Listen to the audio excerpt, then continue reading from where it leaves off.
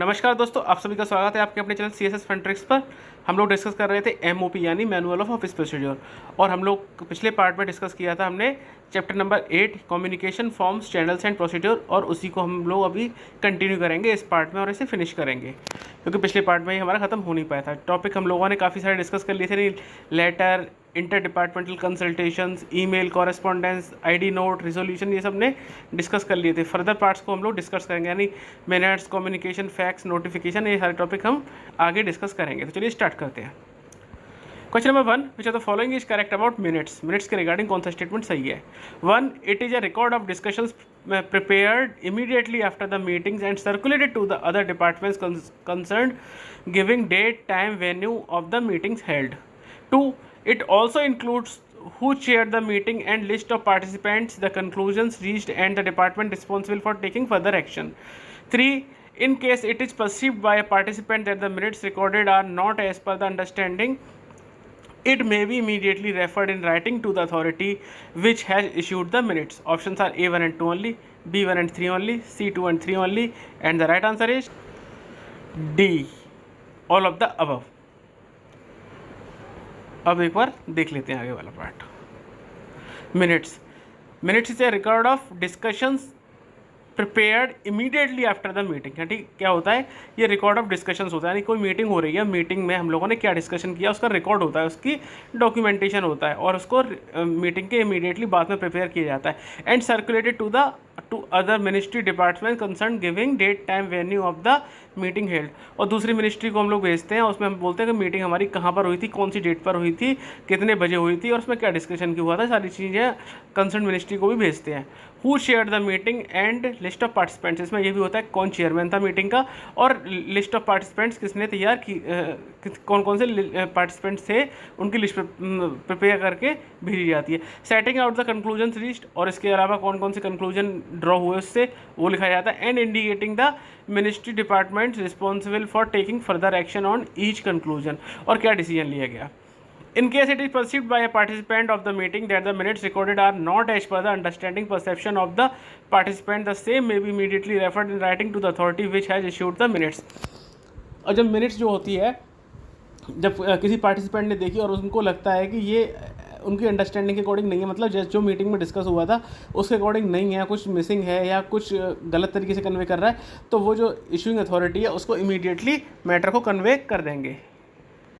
Question number 2, which of the following is correct about communication. Communication के regarding कौन सा statement सही है?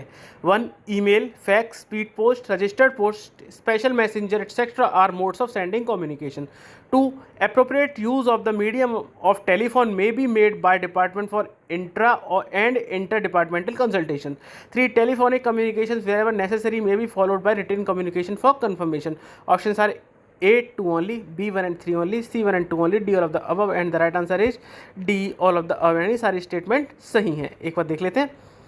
Email, fax, speed post, registered post, telephonic communication, ये सारे मोड ऑफ कम्युनिकेशन होते हैं। Email, fax, speed post, registered post, special messenger R mode of sending communications. Appropriate use of the medium of telephone may be made by the departments for intra and interdepartmental consultation and for communication of information between parties situated locally. यानी कि हम लोग telephone का भी use कर सकते हैं intra और इंटर डिपार्टमेंटल कंसल्टेशन के लिए, किसी और के साथ भी बात करने के लिए ये भी हम यूज़ किया जा सकता है। And matters of urgency with out station office, ठीक है, किसी भी मैटर में हम टेलीफोन का यूज़ कर सकते हैं ज़रूरत पड़ने पर। ये भी पूरी तरह से मान्य है, इसको पूरी तरह से ऑथराइज किया जाता है।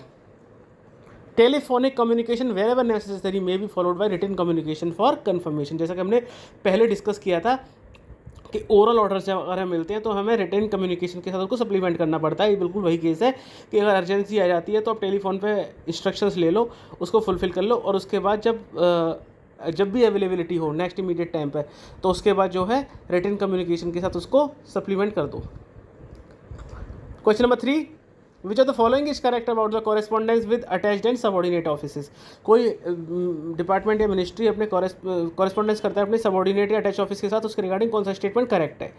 A, senior officers under an administrative ministry will correspond with another ministry in a note, email and e-file form.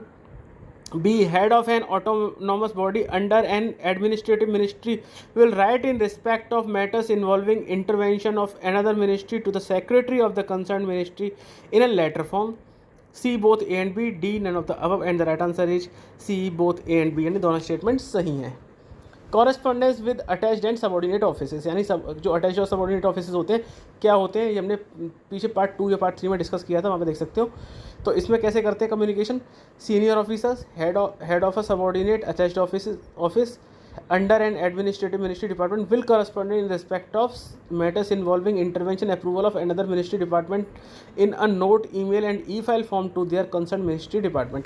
यानी कि हेड ऑफ सबॉर्डिनेट ऑफिस या फिर हेड ऑफ अटैच्ड ऑफिस या कोई सीनियर ऑफिसर जिसको कोई ऐसा प्रपोजल चलाना है जिसके किसी दूसरी मिनिस्ट्री का, अपनी मिनिस्ट्री का नहीं, किसी दूसरी मिनिस्ट्री का अप्रूवल चाहिए होता है. जैसे सपोज हम बात करते हैं इंडिया पोस्ट की. इंडिया पोस्ट के कोई अटैच्ड ऑफिस है, उनको कोई अपना कोई पॉलिसी चलानी है वुमेन के लिए मान लो कोई एफडी खोलते हैं या कुछ स्कीम खोलते हैं, उस पर उनको कंकरेंस चाहिए ministry of women and child development की. तो जो अटैच्ड ऑफिस इसको इम्प्लीमेंट कर रहा है तो वो उस ऑफिस को नहीं भेजेगा, वो इंडिया पोस्ट के हेड ऑफिस को भेजेगा. उनको भेजेंगे, वो कम्युनिकेट करेंगे किस फॉर्म में, नोट ईमेल और ई फाइल की फॉर्म में. उस कंसर्न मिनिस्ट्री को डायरेक्ट नहीं भेजेंगे, अपनी मिनिस्ट्री को भेजेंगे, और उनकी अपनी मिनिस्ट्री यानी इंडिया पोस्ट जो है वो ministry of women and child development को उस नोट को फॉरवर्ड करेगा. डायरेक्ट जो है सबॉर्डिनेट ऑफिस जो है दूसरी मिनिस्ट्री के साथ जो है उसको कम्युनिकेट नहीं कर सकती है. Head of an autonomous body under an administrative ministry will write in respect of matters involving intervention, approval of another ministry department to the secretary of the concerned ministry in a letter form. अब क्या होगा, head of the department होगा autonomous body का, लेकिन वो administrative control में किसका आ रहा है, किसी मिनिस्ट्री के में आ रहा है. तो किस फॉर्म में लिखेगा, लेटर फॉर्म में लिखेगा. ऊपर वाले में किस फॉर्म में भेज रहा था, नोट ईमेल या ई फाइल में. तो देखो अटैच्ड ऑफिस के साथ हम किस में डील करते हैं, सिंगल फाइल सिस्टम चलता है तो वो फाइल की फॉर्म में डील हो जाता है. नोट भी भेजे जाते हैं. आईडी नोट में हमने पढ़ा था कि आईडी नोट में कम्युनिकेट करते तो नोट भी हो गया. और साथ में ईमेल हमारा हर जगह यूज़ होता है. तो जो हेड ऑफ ऑफिस जो कम्युनिकेट करेगा अटैच्ड ऑफिस या सबॉर्डिनेट ऑफिस के साथ, वो इन तीनों फॉर्म में करेगा. लेकिन अगर ऑटोनोमस बॉडी है तो ऑटोनोमस बॉडी तो एक अलग बॉडी हो गई, वो किसी मिनिस्ट्री के डायरेक्ट कंट्रोल में, मतलब उस मिनिस्ट्री से कंट्रोल में आती है, लेकिन उसके अपने सारे डिसीजन खुद लेती है क्योंकि वो ऑटोनॉमस है, अपने डिसीजन लेने के लिए इंडिपेंडेंट है. सपोज अगर हम बात करें IIM की बात करें, AICTE की बात करें, तो मिनिस्ट्री ऑफ एजुकेशन के कंट्रोल में आती है, लेकिन है इंडिपेंडेंट बॉडी, वो अपने डिसीजन खुद लेती है. AICTE all India council of technical education. तो वो क्या होगा, अब उसके साथ जब कम्युनिकेट किया जाएगा, उनको करना है, अपनी मिनिस्ट्री को भेजना है आपको, तो किस फॉर्म में भेजोगे, लेटर फॉर्म में भेजोगे, क्योंकि वो फॉर्मल कम्युनिकेशन हो गया. In both the case ministry department concern if required will take up the matter with another ministry. अब आपका जो मिनिस्ट्री डिपार्टमेंट है वो उसको भेजेगा कंसर्न मिनिस्ट्री को. तो इसमें देखो दो केस हो गए. एक हो गया अटैच ऑफिस के साथ कम्युनिकेशन. अटैच ऑफिस को किसी पॉलिसी मैटर पे अप्रूवल चाहिए होता है, तो वो अपनी मिनिस्ट्री को भेजेगा, क्योंकि इनफॉर्मल कम्युनिकेशन है, इसलिए नोट यानी कि आईडी नोट जो होता है हमारा, वो ई फाइल या फिर ईमेल के थ्रू भेजेगा, और आपकी मिनिस्ट्री जो है कंसर्न मिनिस्ट्री के साथ कम्युनिकेट करेगी.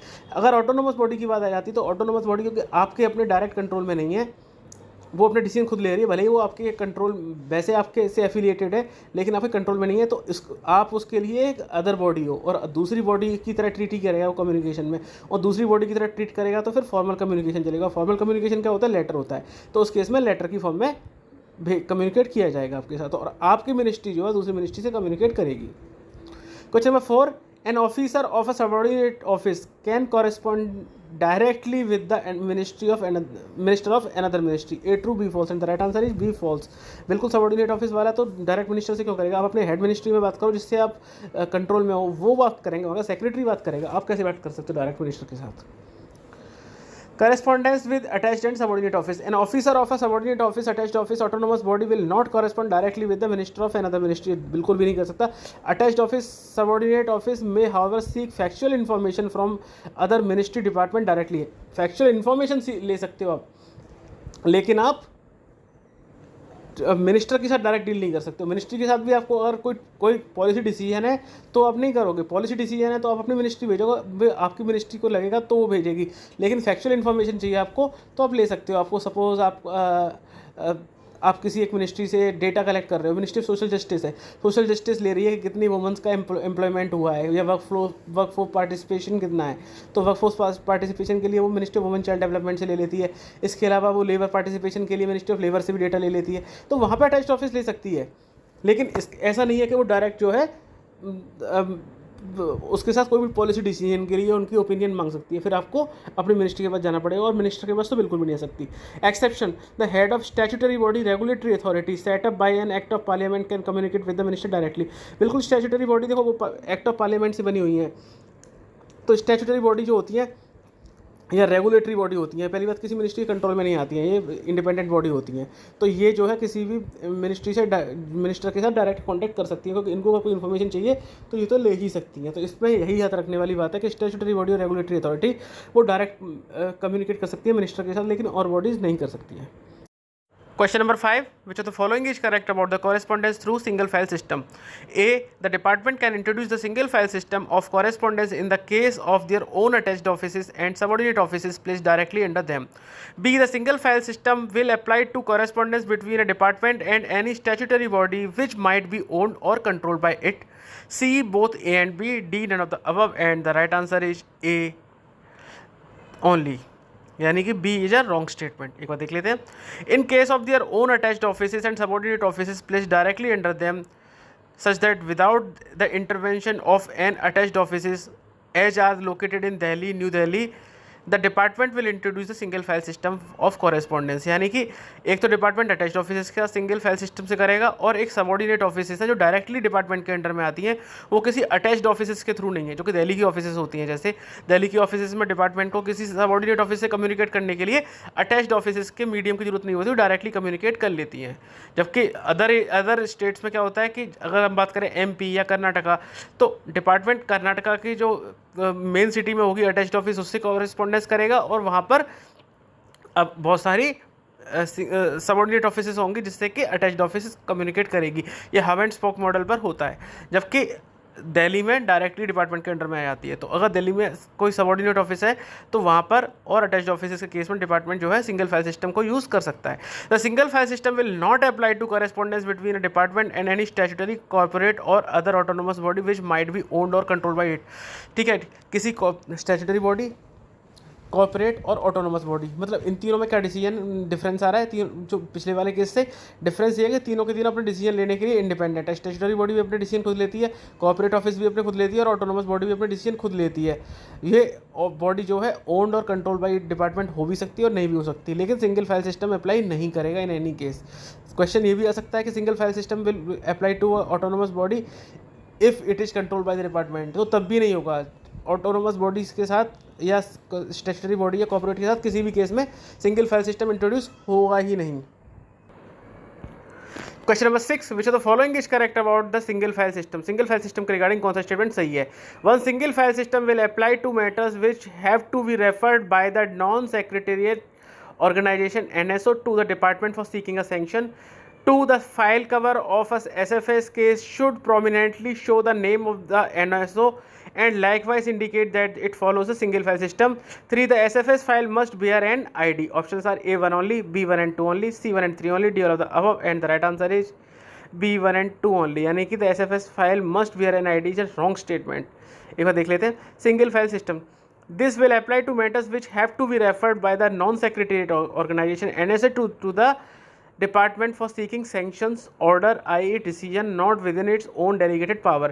ठीक है, सिंगल फाइल सिस्टम कब होती है कि जब किसी अटैच्ड ऑफिस को, यानी नॉन सेक्रेटरीट ऑफिस जो होती हैं, अटैच्ड ऑफिस या सबऑर्डिनेट ऑफिस को कोई डिसीजन ऐसा चाहिए जिस पे वो खुद डिसीजन लेने के लिए कॉम्पिटेंट नहीं है, उनके पास ये पावर नहीं है, तो वो क्या करेंगे?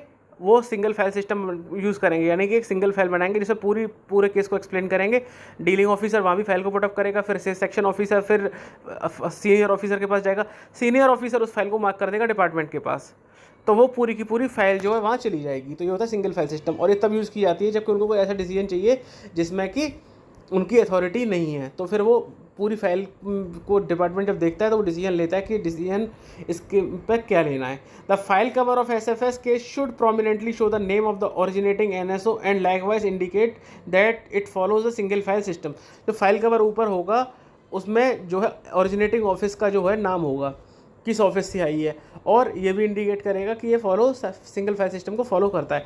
The SFS file need not bear an ID number और other formal method of sending but will be sent as though it is from one office to another in the same organisation. ठीक है, इसमें कोई ID number नहीं होगा। ID number कब किया जाता है कि जब आप किसी लेटर को भेज रहे हो उसका आपको रिकॉर्ड रखना है, जब पूरी की पूरी फाइल ही भेज दी तो फिर रिकॉर्ड की जरूरत है ही नहीं। और इस तरह से ट्रीट करते हैं कि एक ही सेक्शन, एक ही बिल्डिंग के अंदर, यानी एक ही ऑफिस के अंदर आप एक जगह से दूसरी जगह भेज रहे हो, तो कोई बहुत ज़्यादा फॉर्मेलिटी की जरूरत नहीं होती, पूरी फाइल को ऐसे ही भेज दिया जाता है कि जैसे कि ये पूरा का पूरा सिंगल एक ऑफिस है और एक ऑफिस में ही हम उसके अंदर भेज रहे हैं। Question number 7, for smoothing the process of single file system, the NSO will ensure that 1. Every point for decision is clearly brought out. 2. All relevant connected papers are placed on the file and properly arranged. 3. The availability of funds etc. is certified where expenditure is involved in the proposal. Options are A1 only, B1 and 2 only, C1 and 3 only, D all of the above, and the right answer is D all of the above.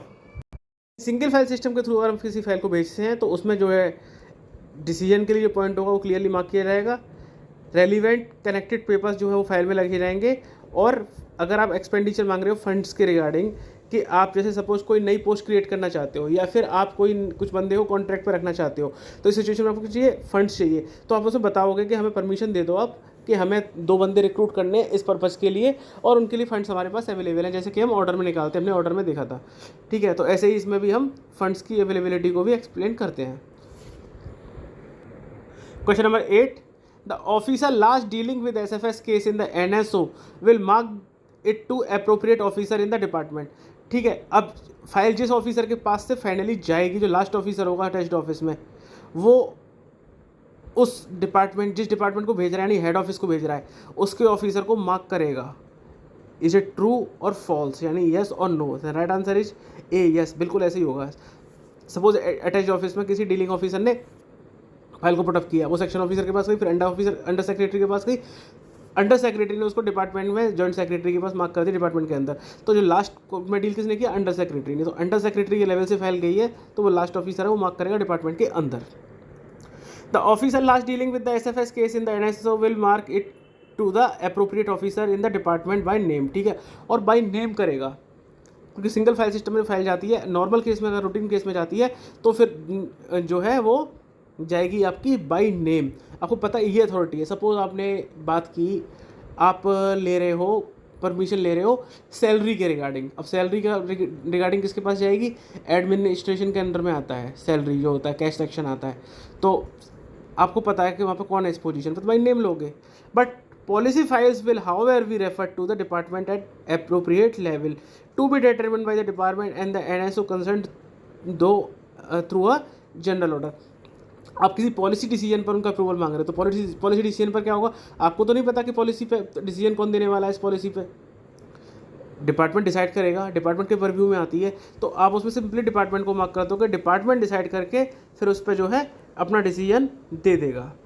Question number 9, which of the following statement is correct about dealing with SFS file. A, all notice in the department will be on NSO file. B, in case of sensitive matters, shadow file may be permitted by issuing order by the department. C, both A and B, D none of the above, and the right answer is C, both A and B. एक बार देख लेते हैं। All notice in the SFS file in the department will be on NSO file, यानी कि जब कोई single file system के थ्रू कोई फाइल मिलती है किसी डिपार्टमेंट को डिसीजन के लिए, तो जो डिपार्टमेंट डील कर रहा है उसमें वो उसी फाइल पर नोटिंग करेगा।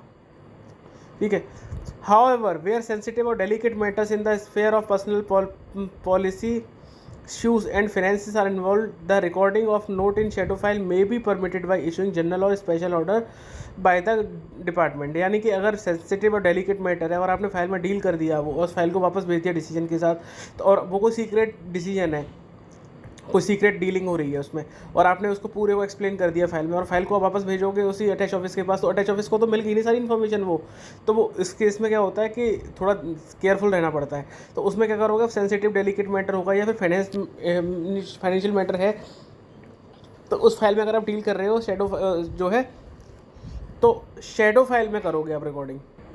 और शैडो फाइल क्या होती है कि जो फाइल आपके पास थी उसी फाइल की दूसरी कॉपी है, आप उसमें सारे डिसीजंस को डील करोगे, और डिसीजंस को डील करने के बाद जो आपको डिपार्टमेंट से फाइल मिली हुई है, जो अटैच ऑफिस से फाइल मिली हुई है, उस फाइल में आप फाइनल डिसीजन को कन्वे कर दोगे और वो फाइनल डिसीजन जो है वो चला जाएगा आपके अटैच ऑफिस में, जबकि शेडो फाइल रह जाएगी आपके पास। ये हमने आईडी नोट के केस में भी डिस्कस किया था कि अगर आईडी नोट के केस में अगर फाइल आती है किसी डिपार्टमेंट के पास और उन्हें फाइल में डील करना है और पॉलिसी डिसीजन को इन्वॉल्व करता है, तो क्या करते हो आप अपनी फाइल को में डील करते हो और फाइनल डिसीजन को उसकी आईडी नोट आया था उसमें आप उसको मार्क कर दोगे। सिमिलरली इसमें होगा कि नॉर्मल केस में आप क्या करोगे, फाइल को उसी के ऊपर डील कर दोगे, नोटिंग कर दोगे और उसी के ऊपर फाइनल डिसीजन दे दोगे।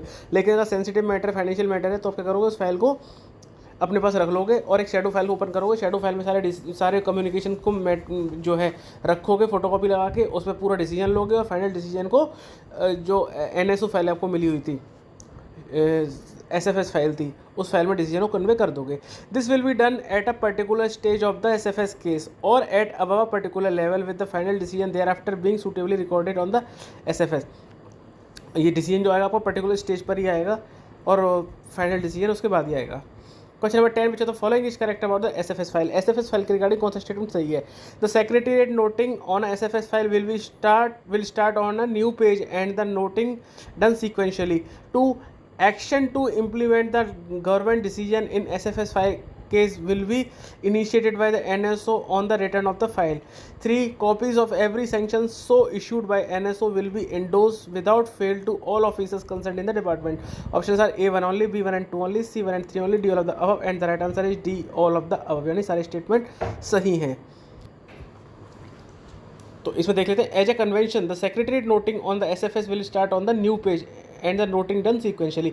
आप जो फाइनल डिसीजन जब आपके पास SFS फाइल आई हुई है उसमें जो लास्ट नोटिंग हो रही है वो आधे पेज की हो रही है, हो सकता है उसमें 4 ही लाइन हो लास्ट वाले नोटिंग पेज में, तो आप उसकी जो फर्दर नोटिंग करोगे उसके नीचे से स्टार्ट नहीं करोगे, न्यू पेज से स्टार्ट करोगे पहली बार। Action to implement the government decision in SFS case will be initiated by the NSO on the return of the file। और जो जिस अटैच ऑफिस ने फाइल आपके पास भेजी हुई है और जो डिसीजन आ गया उसको एक्शन कब लिया जाएगा, जब फाइल रिटर्न हो जाएगी। और ऑब्वियस है कि जब फाइल आपके पास आ गई तभी तो आपको पता चलेगा ऑफिशियली कि क्या डिसीजन आया है, उसके बाद ही तो आप उस एक्शन को इम्प्लीमेंट करोगे। Order so issued should specifically state that they have received the concurrence of the government in the department concern. जब आप ऑर्डर इशू करोगे उस पर तो उसमें लिखोगे this issued with the approval of competent authority, तो ये आपको इस क्लियरली मेंशन करना होगा। जैसे कि एक एग्जाम्पल ले लेते हैं कि आपने एक कुछ आपका सामान जल गया, इलेक्ट्रिसिटी में वायरिंग में शॉर्ट सर्किट हो गया, जल गया। आपने डिपार्टमेंट को डिसीजन के लिए भेजा कि ये वायरिंग हो गई है, इसको लॉस को राइट ऑफ कर दो, पूरे आइटम्स की टेबल बना के दे दी, ये आइटम आपका नुकसान हुआ, डिसीजन आपका फाइनली आ गया। उसके बाद आप ऑर्डर निकालोगे राइट ऑफ करने का, तो आप फाइनल ऑर्डर कब निकालोगे, जब आपके पास फाइल आ जाएगी और उसमें मेंशन करोगे कि आपने कंकरेंस ले लिया गवर्नमेंट को डिपार्टमेंट कंसर्न से। Copies of every sanction order so issued by the NSO will be endorsed without fail to all the officers concerned in the department। सभी ऑफिसर्स को फाइल भेजी जाएगी जो कंसर्न ऑफिसर हैं। Question number 11. Which of the following is correct about the references to constitutional authorities? 1. Communication meant for the Lok Sabha Secretariat or the Rajya Sabha Secretariat shall be addressed to the Speaker or Chairman. 2. References are to be made only through the Ministry of Law and Justice for Attorney General of India. References are to be made only by or through the Ministry of Finance for Controller and Auditor General of India. Options are A1 only, B2 and 3 only, C1 and 3 only, D all of the above, and the right answer is B2 and 3 only। यानी कि 1 is a wrong statement। एक बार देख लेते हैं। References to constitutional authorities, details of the authority, Rajya Sabha and Lok Sabha secretariat, यानी लोकसभा और राज्यसभा के सेक्रेटेरिएट को अगर हम भेजते हैं तो किसको भेजा जाएगा? Form and procedure for communication made for Lok Sabha secretariat और Rajya Sabha secretariat and requiring urgent और high level attention shall be address to the secretaries concerned and not the speaker and chairman directly. यानी लोकसभा राज्यसभा को अगर हम कोई लेटर भेजते हैं तो हम चेयरमैन और स्पीकर को नहीं भेजेंगे, उनके सेक्रेटरीज को भेजेंगे। सेक्रेटरीज उसको देखेंगे, पढ़ेंगे और उनको लगेगा तो फिर वो स्पीकर और या फिर चेयरमैन दोनों हाउस में जो भी होगा उसके सामने प्रेजेंट करेंगे। Similarly no communication is to be presented to the chairman of any parliamentary committee directly. और सिमिलरली अगर पार्लियामेंट्री कमेटी है कोई, उसके चेयरमैन को भी कोई भी लेटर डायरेक्टली पुटअप नहीं किया जाएगा। Attorney general of India, references are to be made only through the Ministry of Law and Justice। Attorney general of India को अगर आप कोई लेटर भेजते हो, कोई कम्युनिकेशन भेजते हो, तो आपको ministry of law and justice के थ्रू भेजना पड़ेगा। Similarly controller and auditor general of India यानी कैग को अगर आप कोई कम्युनिकेशन भेजते हो तो reference are to be made only by और through the ministry of finance except when reference is received and from CAG on audit paragraph. ठीक है, तो अगर हम नॉर्मल केस में अगर कैग को कोई लेटर भेजना है तो हम मिनिस्ट्री ऑफ फाइनेंस के थ्रू भेजेंगे। वो अलग बात है कि अगर ऑडिट पैराग्राफ के रिगार्डिंग कैग ने हमसे कम्युनिकेशन किया, हम उसका रिप्लाई कर रहे हैं, तो उस सिचुएशन में हमें भेजने की जरूरत नहीं है। Question number 12, references are to be address to secretary UPSC in form of letter, यानी कि UPSC के सेक्रेटरी को अगर हम एड्रेस करते हैं तो हम लेटर की फॉर्म में करेंगे। Option are A yes, B no and the right answer is A yes। हम लोगों ने पहले देखा था कि लेटर जो है फॉर्मल मोड ऑफ कम्युनिकेशन है, और हमने ये भी देखा था कि अगर हम कॉन्स्टिट्यूशनल बॉडीज़ को कोई लेटर कोई कम्युनिकेशन करते हैं तो वो लेटर की फॉर्म में ही किया जाता है, और UPSC एक कॉन्स्टिट्यूशनल बॉडी है तो इसको हम किसके थ्रू करेंगे? लेटर के थ्रू। एक बार देख लेते हैं। Union public service commission UPSC, references are to be address to secretary UPSC in the form of letter. ठीक है, यानी कि UPSC के हेड कौन होते हैं? वो सेक्रेटरी होते हैं, तो हम किसके थ्रू भेजेंगे? लेटर फॉर्म में भेजेंगे। Other constitutional statutory authorities, communication to constitutional authorities like Election Commission of India or statutory authorities like TRAI, SEBI, etc. will normally be made in the letter form addressed to Principal Secretary. In no case an office memorandum will be sent to such authorities by ministry and departments. ठीक है, UPSC को जो letter जाएगा वो तो सीधा secretary को जाएगा, क्योंकि UPSC की हाईएस्ट पोस्ट सेक्रेटरी होती है। लेकिन अदर अथॉरिटीज़ की बात करें तो कहीं पर सेक्रेटरी होता है, कहीं प्रिंसिपल सेक्रेटरी होते हैं, चेयरमैन जो भी होते हैं, तो उन अथॉरिटीज़ को जाएगा, और क्योंकि फॉर्मल मोड ऑफ कम्युनिकेशन है तो लेटर फॉर्म में जाएगा। क्वेश्चन ये आ सकता है कि आपने जो लेटर भेजा है वो क्या OM फॉर्म में जा सकता है? OM फॉर्म में बिल्कुल भी नहीं जाएगा, क्योंकि OM फॉर्म में जाता है with in the ministry, with in department, with in sections और डिपार्टमेंट टू द एम्प्लॉयज़, यानी कि ऑफिशियल डीलिंग होती है। लेकिन जब आप बात करते हैं किसी कॉन्स्टिट्यूशनल अथॉरिटीज़ की तो आपके डिपार्टमेंट से बाहर की चीज़ है, तो फॉर्मल मोड ऑफ कम्युनिकेशन जाएगा और लेटर फॉर्म में ही जाएगा। Question number 13, which of the following is correct about the correspondence with members of parliament? 1, communication received from member of parliament should be attended promptly. 2, where a communication received from an MP is addressed to a minister, it should be replied to by minister himself. 3, where a communication received from an MP is addressed to an officer other than a minister, it should be replied to by the addressee or any officer of the level of joint secretary, whichever is higher. 4, where however a communication is addressed to the head of an attached office or subordinate office, it should be replied to by the addressee himself. Options are A 1 and 2 only, B 1, 2 and 3 only, C 1, 2 and 4 only, D all of the above, and the right answer is C 1, 2 and 4 only, यानी statement 3 is a wrong statement. एक बार देख लेते हैं। Correspondence with members of parliament, VIP references, ministers of state government, तो कैसे करेंगे? उसके मेथड्स क्या हैं? Communication receive from members of parliament should be attended to promptly. 2, where a communication is addressed to a minister, it should as far as practicable be replied to by the minister himself. Other cases, a reply should normally be issued over the signature of an officer of the rank of secretary only. और option number 3 में क्या था? Joint secretary और addressee, तो इसलिए गलत था। अगर MP का या फिर VIP रेफरेंस या स्टेट गवर्नमेंट के मिनिस्टर का लेटर आता है, अगर मिनिस्टर को जाता है तो सिंपली मिनिस्टर को ही रिप्लाई करना है जहाँ तक पॉसिबल हो, और अगर किसी अदर अथॉरिटी को होता है, यानी कि मिनिस्टर के अलावा किसी और को एड्रेस होता है, तो फिर उसका रिप्लाई सेक्रेटरी के लेवल पे जाएगा, उसके नीचे नहीं जाएगा, क्योंकि वो MP है, पब्लिक रिप्रेजेंटेटिव है, तो MP का जो लेटर जाता है वो सेक्रेटरी के लेवल से कम जाएगा। Question number 14, a communication from an MP address to the head of a public sector enterprise should be replied by. अब अगर MP का लेटर किसी पब्लिक सेक्टर एंटरप्राइज के हेड को जाता है तो इसका रिप्लाई कौन करेगा? A secretary, B joint secretary, C director and D head of the public sector enterprises, and the right answer is D head of the public sector enterprise. Of course जब public sector enterprise को जा रहा है तो उनका head ही करेगा। वैसे ही public sector enterprises तो है इंडिपेंडेंट बॉडी होती है, हमने पीछे देखा ही था।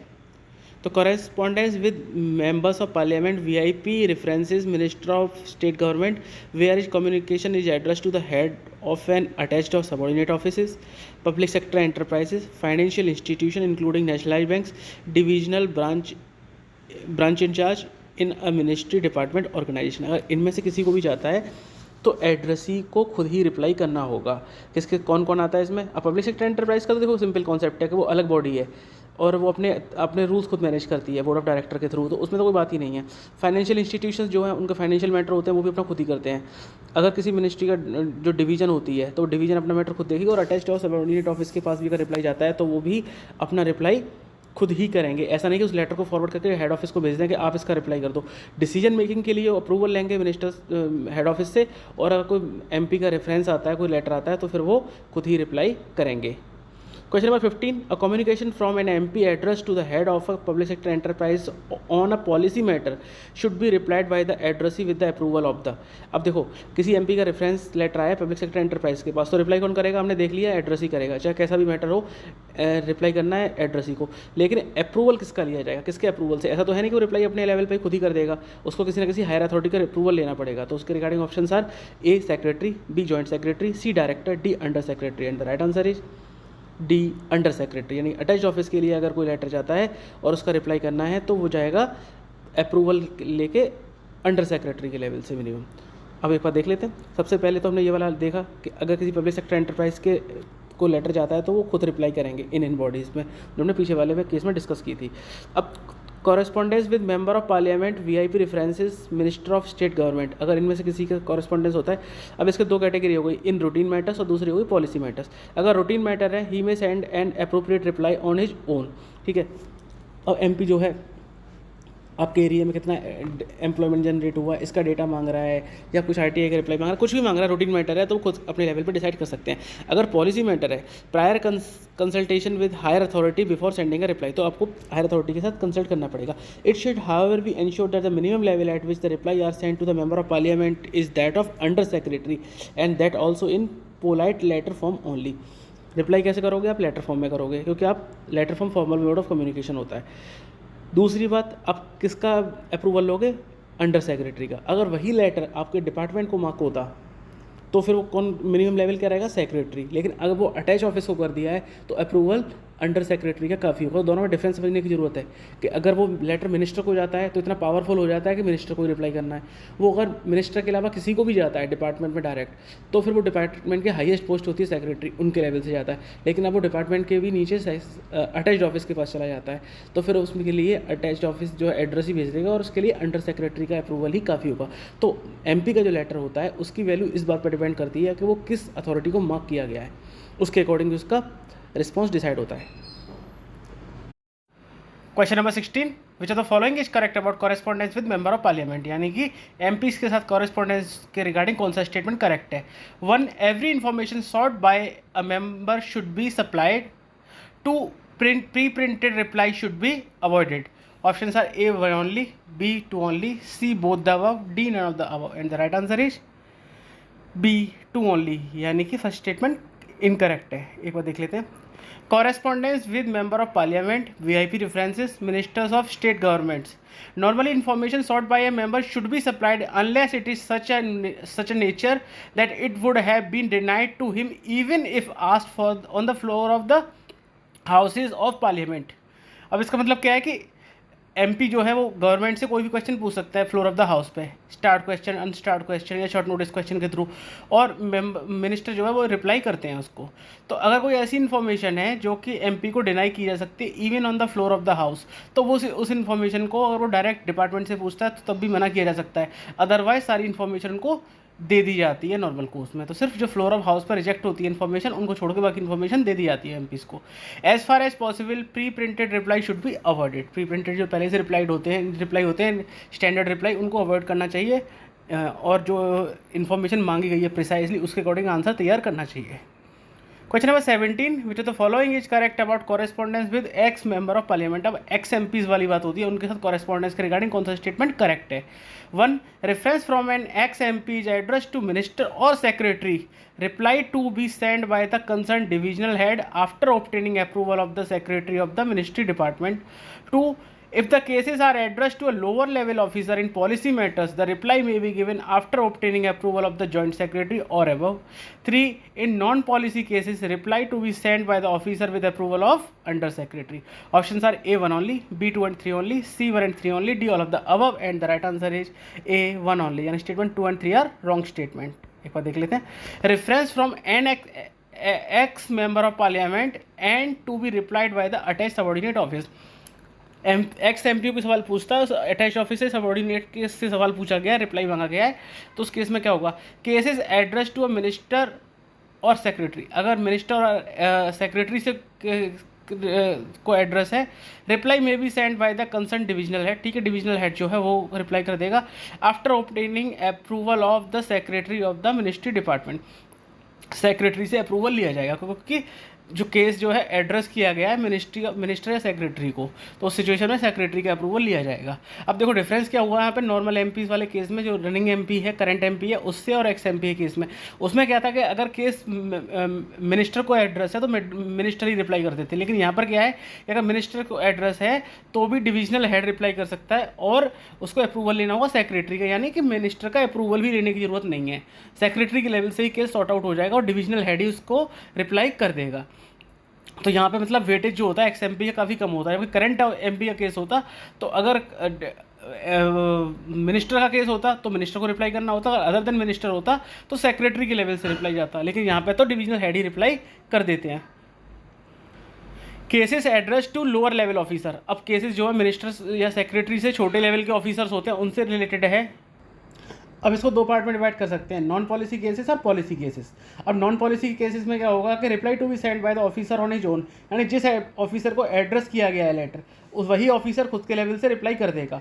अब पॉलिसी केसेस की बात होगी तो after obtaining approval of the higher authorities with the minimum level of under secretary and that too in polite letter form, और अगर पॉलिसी केसेस है तो हायर अथॉरिटीज़ का अप्रूवल लेके उसका रिप्लाई कर दिया जाएगा, और हायर अथॉरिटीज़ की अगर बात करेंगे तो कम से कम अंडर सेक्रेटरी लेवल का ऑफिसर होना चाहिए। तो यानी कि अब अगर इसकी बात करते हैं हम मिनिस्टर और सेक्रेटरी के बाद अदर केसेस की बात करते हैं तो उसको दो में डिवाइड करते हैं, नॉन पॉलिसी और policy cases. Non policy cases में तो जिसको भी एड्रेस किया वो खुद रिप्लाई कर देगा, और अगर पॉलिसी केस है तो भी खुद ही रिप्लाई करेगा, बट उनको किसी हायर अथॉरिटी का अप्रूवल चाहिए होगा, और वो हायर अथॉरिटी होगी कम से कम अंडर सेक्रेटरी, और वो लेटर फॉर्म में किया जाएगा जो कि फॉर्मल मोड ऑफ कम्युनिकेशन है और पोलाइट लैंग्वेज में किया जाएगा। Question number 18, which of the following is correct about correspondence from state governments, अगर स्टेट गवर्नमेंट्स के साथ यूनियन गवर्नमेंट कॉरेस्पॉन्डेंस करती है तो उसके रिगार्डिंग, या कोई एमपी करता है तो फिर उसके रिगार्डिंग कौन से स्टेटमेंट करेक्ट है। One, communication on the subject which clearly relate to the business of a particular department will normally be addressed to the joint secretary of the department. 2, special nature or importance warranting attention at higher levels may be addressed to the secretary. 3, the case of demi-official communication to the chief secretary of a state, this level will not be below the level of secretary. Options are A1 and 2 only, B2 and 3 only, C all of the above, D none of the above, and the right answer is D none of the above। सारे statement गलत है।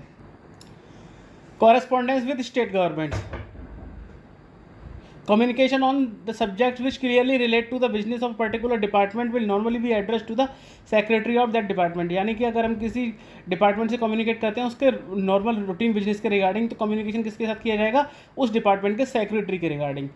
Other communication including those of special nature और importance warranting attention at higher level में भी address to the chief secretary. अब हमारी union government में तो क्या होता है कि हाईएस्ट पोस्ट होती है सेक्रेटरी, बट स्टेट गवर्नमेंट में क्या होता है एक सेक्रेटरी होता है और एक चीफ सेक्रेटरी होता है। तो रूटीन मैटर्स के लिए हम जो लेटर भेजेंगे, कम्युनिकेशन करेंगे, वो सेक्रेटरी को करेंगे, लेकिन हाईली इंपॉर्टेंट लेटर्स होंगे उनको हम भेजेंगे चीफ सेक्रेटरी को। और डीओ लेटर जो होते हैं, demi official letters, can also be send to officers of state government. State government को हम डीओ लेटर्स में कम्युनिकेशन करते हैं, अच्छे से करते हैं। In case of demi official communication to the chief secretary of state, the level will not be below the level of joint secretary, यानी कि अगर आप चीफ सेक्रेटरी के साथ कम्युनिकेट कर रहे हैं तो कम से कम जेएस लेवल का ऑफिसर करेगा आपके यहाँ से। ऐसा नहीं है कि आपके सेक्रेटरी को ही करना पड़ेगा, आपका जेएस लेवल का ऑफिसर भी सफिशिएंट होगा, लेकिन उससे छोटे लेवल का नहीं करेगा। तो इसको अगर समराइज करें हम 3 लाइन में, तो सबसे पहली बात, रूटीन मैटर के लिए किसको करेंगे, सेक्रेटरी। इंपॉर्टेंट मैटर होंगे तो हम करेंगे चीफ सेक्रेटरी को, और अगर डीओ लेटर भेजा जाएगा तो कम से कम जेएस लेवल का ऑफिसर होना चाहिए। Question number 19, purely routine communication can be signed by a section officer, A true B false, and the right answer is A true, बिल्कुल भेजे जा सकते हैं। Communication with state government, communication other than those of a purely routine nature, example acknowledgements, will not ordinarily be addressed to the state government except with the prior approval of over the signature of the branch officer, यानी कि जो routine nature के हैं उनको छोड़ के अगर हम भेजते हैं, जैसे कि हमारा एक्नॉलेजमेंट हो गया, वो भेजा जाएगा स्टेट गवर्नमेंट को। कम से कम हमारा जो अप्रूवल चाहिए होगा ब्रांच ऑफिसर यानी कि अंडर सेक्रेटरी लेवल का ऑफिसर होना चाहिए। और जो रूटीन लेवल के मैटर्स होते हैं वो हम सिंपली सेक्शन ऑफिसर जो है अपने साइन के साथ आगे भेज सकते हैं। Question number 20, which of the following is correct about correspondence with union territory administration. UT के एडमिनिस्ट्रेशन के रिगार्डिंग कौन सा स्टेटमेंट सही है कॉरेस्पॉन्डेंस में? 1. Communication of a routine nature relating to the business of a particular department will be addressed to the under secretary. 2. Other important communication may be addressed to the secretary. Options are A1 only, B2 only, C both the above, D none of the above, and the right answer is D none of the above. यानी दोनों statement गलत हैं। एक बार देख लेते हैं। All communication of a routine nature which clearly relate to the business of a particular department will ordinarily be addressed to the secretary of the appropriate department. ठीक है, रूटीन नेचर के लिए हम किसको करेंगे? यूटी में सेक्रेटरी को। और हमने स्टेट के केस में भी देखा था कि रूटीन नेचर के केस कहाँ जा रहे थे? सेक्रेटरी को जा रहे थे, और इंपॉर्टेंट वाले कहाँ जा रहे थे? चीफ सेक्रेटरी को। यहाँ पे भी रूटीन वाले सेक्रेटरी को जाएंगे, और other important communication of the address will be address to chief secretary और द एडमिनिस्ट्रेटर। तो किसको जाएंगे? इंपॉर्टेंट मैटर जाएंगे चीफ सेक्रेटरी को, जैसे कि स्टेट वाला था। यहाँ पर एक वर्ड और ऐड हो जाएगा एडमिनिस्ट्रेटर। इसको समराइज करने के लिए साइड में बॉक्स में देख सकते हैं, routine matters go to secretary, important matters go to the chief secretary. ठीक है, नेक्स्ट चलते हैं। Question number 21, correspondence with foreign governments and their missions in India, heads of Indian diplomatic missions and posts abroad and United Nations and its specialized agency will normally be channelized through the Ministry of External Affairs। यानी कि अगर हम foreign government के साथ जो करते हैं, communicate करते हैं, या फिर उनका मिशन है इंडिया में उनके साथ करते हैं, या फिर कोई डिप्लोमेटिक मिशंस का हेड है, और या फिर कोई पोस्ट अब्रॉड है, या यूनाइटेड नेशंस है, या यूएन की स्पेशलाइज्ड एजेंसी है, तो इनसे कम्युनिकेशन करेंगे, वो चैनलाइज होगा through ministry of external affairs. Option are A true, B false, and the right answer is A true. बिल्कुल ठीक बात है। अगर नक्शल में बात करें तो कोई भी फॉरेन गवर्नमेंट के साथ डील करेंगे, चाहे उनके मिशंस हो, चाहे वो इंडिया में हो, चाहे उनका बंदा बाहर हो, कहीं भी हो, उनके साथ डील करेंगे तो उनसे डील करने के लिए हमारी ऑथराइज्ड एजेंसी होती है मिनिस्ट्री ऑफ एक्सटर्नल अफेयर। हम डायरेक्ट उनके साथ कोई भी अदर मिनिस्ट्री डील नहीं कर सकती, तो मिनिस्ट्री ऑफ एक्सटर्नल अफेयर को हम भेजेंगे, और वो उसके थ्रू वो लेटर जो है आगे फॉरवर्ड किया जाएगा। Question number 22, which of the following is correct about the response two letters received. जो लेटर्स आते हैं एमपीज के, उनका रिस्पॉन्स कैसे होता है, उसके रिगार्डिंग कौन सा स्टेटमेंट करेक्ट है? 1. Each communication receive from member of parliament will be acknowledge within 15 days। 2. The information has to be obtain from other ministry and interim reply will be sent within 15 days। If any such communication is wrongly addressed to a department, it will be transferred within 3 days। Options are A1 and 2 only, B2 and 3 only, C1 and 3 only, right, and D all of the above, and the right answer is A1 and 2 only। यानी कि third statement, if any such communication is wrongly addressed to a department, it will be transferred within 3 days, या wrong statement, या 5 days होता है। एक बार देख लेते हैं। Prompt response two letters received, MP के लेटर रिसीव होते हैं तो उनके ऊपर हम क्या रिस्पॉन्स करते हैं? Each communication receive from MP, a member of public, a recognize association और अ पब्लिक बॉडी, इन चारों में से कोई भी हो, will be acknowledge within 15 days। आपको 15 दिन के अंदर एक्नॉलेजमेंट भेजना होगा, followed by reply with in the next 15 days of acknowledgement send. और 15 दिन का टाइम एक्स्ट्रा आप लोगे रिप्लाई करने के लिए। उन्होंने कोई इन्फॉर्मेशन मांगी है, इमीडिएटली आप उसका रिप्लाई भेजोगे, 15 days के अंदर उसको पहुंचना चाहिए कि आपको उसका लेटर रिसीव हो गया and we are working on it. और उसके नेक्स्ट 15 days के यानी कि लेटर रिसीव करने के 30 days के अंदर उसका रिप्लाई भी आपको भेजना है। If a delay is anticipated in sending a final reply or information has to be obtained from other ministry or another office, an interim reply will be sent within 15 days। अगर आपको लग रहा है कि इसमें आपको डिले हो सकता है, या फिर इन्फॉर्मेशन जो आपको दूसरी बॉडी से लेनी है और उसको ऑब्टेन करने में टाइम लग रहा है, तो अब इंटरव्यू रिप्लाई करोगे कि letter has been received and we are working on it, और the information is been sought from so and so ministry, या फिर हम लोग इन्फॉर्मेशन को गैदर कर रहे हैं और हम आपको प्रोवाइड कराएंगे, and will be interview reply will be send with in 15 days। 15 दिन के अंदर आपने एक तरह से इंटरव्यू रिप्लाई तो भेज दिया, यानी कि एक्नॉलेजमेंट तो भेज दिया। Indicating the possible date by which the final reply can be given, और उसमें लिखा होगा कि इन्फॉर्मेशन प्रोवाइड कराने में कितना टाइम लगेगा। तो देखो दो चीज़ें हो गई इसमें अभी तक, कि आप 15 days के अंदर एक्नॉलेजमेंट दोगे और नेक्स्ट 15 days के अंदर आप उसको रिप्लाई करोगे जो इन्फॉर्मेशन आपके पास है अवेलेबल। तब अगर इन्फॉर्मेशन आपके पास अवेलेबल नहीं है, थर्ड पार्टी इन्वॉल्व है, या फिर इन्फॉर्मेशन को प्रिपेयर करना पड़ेगा, उसमें टाइम लगेगा, तो फिर आप उसमें 15 days के अंदर इन टाइम रिप्लाई करोगे, और रिप्लाई के साथ साथ आप उसको डेट भी बताओगे कब तक आप इन्फॉर्मेशन प्रोवाइड करा दोगे।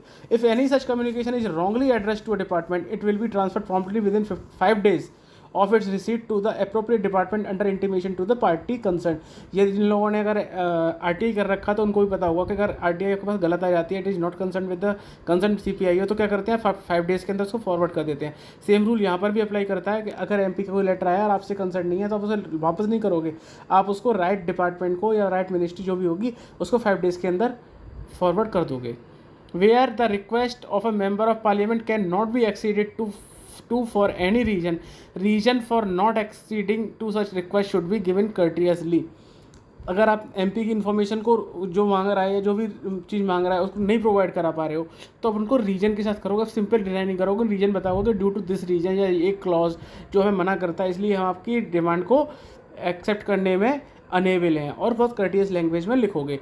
As far as possible request from member of public should be looked at from the user's point of view and not solely from the point of view of what may be administratively convenient। अब जब आपको public request कोई मिलती है तो आपको ये देखना पब्लिक के लिए क्या, पब्लिक के पॉइंट ऑफ व्यू से क्या सही है, ये नहीं कि एडमिनिस्ट्रेटिवली क्या कन्वीनियंट है। अगर आपको इनकन्वीनियंस भी हो रहा है एडमिनिस्ट्रेटर के तौर पे तो भी कोई बात नहीं, अगर ये लार्जर पब्लिक इंटरेस्ट को सर्व करता है तो उस पॉइंट ऑफ व्यू से आपको देखना है। Question number 23. In all important matters in which department of the central government are consulted, time limit for replies may ordinarily be specified। यानी कि किसी मैटर में अगर हम सेंट्रल गवर्नमेंट के किसी डिपार्टमेंट का कंसल्ट कर रहे हैं मैटर तो टाइम लिमिट जो है वो स्पेसिफाई करनी चाहिए। A true, B false and the right answer is A true। बिल्कुल सही बात है। ये हमने ID नोट के केस में भी देखा था कि ID नोट में अगर हम कंकरेंस या कंसल्ट करते हैं या एडवाइस मांगते हैं तो उसमें हम टाइम लिमिट लिख देते हैं, उस टाइम लिमिट के अंदर अगर वो दे देते हैं तो ठीक है, वरना हम वी गो हेड, उसको हमने देख लिया था। तो इस तरह से आप अगर कोई भी डिस्कशन कर रहे हो किसी अदर डिपार्टमेंट के साथ इंपॉर्टेंट मैटर पर तो उसमें टाइम लिमिट भी स्पेसिफाई कर देनी चाहिए। ऐसा नहीं है कि एंडलेसली उसको अपने पास रखें और जो है आपका डिसीजन हेल्ड अप हो जाए। Target date for replies in all matters important matters in which state government, department of central government or public bodies or individuals are consulted, time limit for replies may ordinarily be specified। चाहे state government हो या फिर individuals हो, time limit का आप इतने दिन के अंदर इसका रिप्लाई कर दो।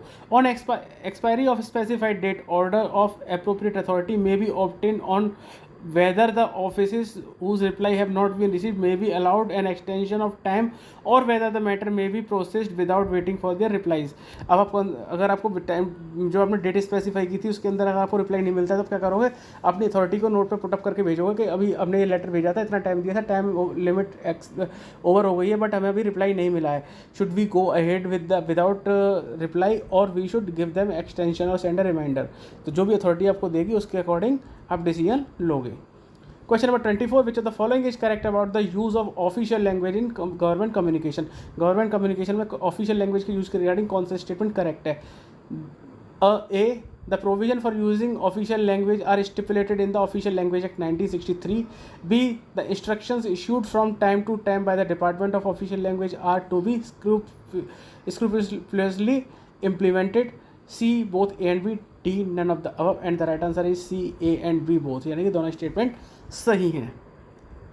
Use of official language in central government communication. The provision stipulated in the Official Language 1963 and instructions issued from time to time by the Department of Official Language are to be scrupulously implemented। यानी कि जो act बोलता है use के regarding कि official language का use से क्या रूल्स बनाएं, और इसके अलावा डिपार्टमेंट ऑफ ऑफिशियल लैंग्वेज जो कि सोल अथॉरिटी है regarding issuing instructions about official language use in central government and governments, तो उसके जो भी ऑर्डर्स निकलते हैं उनको आपको इम्प्लीमेंट करना होता है। आज का हमारा आखिरी question number 25। In E file there are option to use either Hindi और इंग्लिश और bilingual. Options are A true, B false and the right answer is A true। Simple question था, बिल्कुल ऑफिशियल लैंग्वेज का हमारा जब हमारी हिंदी है और हमें उसको यूज़ करना है हर जगह तो ई ऑफिस में भी उसका प्रोविज़न होता है और बाइलिंगुअल का भी ऑप्शन होता है। तो फ्रेंड ये था हमारा आज का वीडियो और हमारा चैप्टर नंबर 8 तक अब ख़त्म हो चुका है MOP का, और होप आपको पसंद आया होगा और आगे के चैप्टर्स भी हम आगे डिस्कस करते रहेंगे। लगभग आधा MOP हम लोगों ने ख़त्म कर दिया है और ये काफ़ी स्कोरिंग है। अगर ये सारे वीडियोस किसी ने कवर कर लिए हैं तो आई एम श्योर ये कम से कम 10 क्वेश्चंस तो कम से कम अटैम्प्ट हो ही जाएंगे इससे ईजीली। तो best of luck for your exams and thanks for patience listening. Thank you very much.